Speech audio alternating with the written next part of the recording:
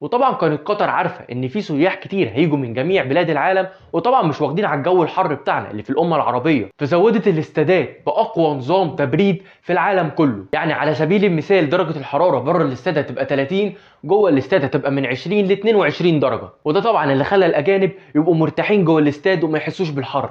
استاد لوسيل واستاد البيت وخليفه الدولي واحمد بن علي والمدينه التعليميه والثمامه واستاد 974 واستاد الجنوب.